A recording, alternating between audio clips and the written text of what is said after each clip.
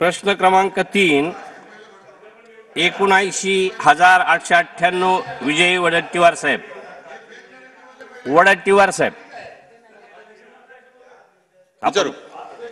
अध्यक्ष महोदय, प्रश्न क्रमांक 79,898 छापल्याप्रमाणे.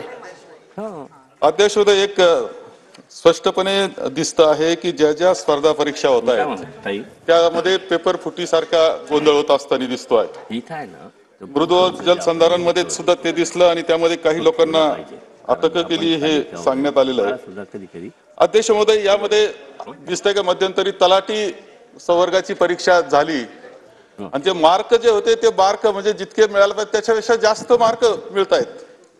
अध्यक्ष महोदय, हे पूर्णपणे एक कॉन्स्पिरसी सारखं आणि मोठ्या पद्धतीने अनेक लोक त्यामध्ये सहभागी असलेले अशा प्रकारचं हे पेपर फुटीचं होतं आणि त्याच्यामधून कोट्यावधी रुपयाचा भ्रष्टाचार होतो अशा प्रकारचं चित्र आहे. यामध्ये सुद्धा जे सापडलं ते कुणीतरी सावरीकर नावाचा याला अटक झाली, त्यानंतर आणखी लोकांना अटक झाली.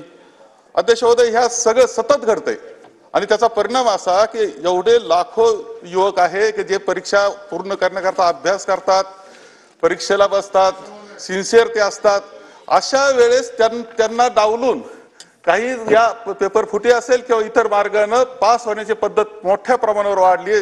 दुर्दैवानं नीटच्या माध्यमातून आपण पाहतो की देश पातळीला सुद्धा ते घडलेलं आहे. देश पातळीला घडते, राज्य पातळीला घडते. हे सगळे युवक जे आहेत, खरे मेहनती युवक आहेत, सिन्सिअर युवक आहेत, हुशार आहे, त्यांच्यावर प्रचंड अन्याय या पेपर फुटीमुळे आणि या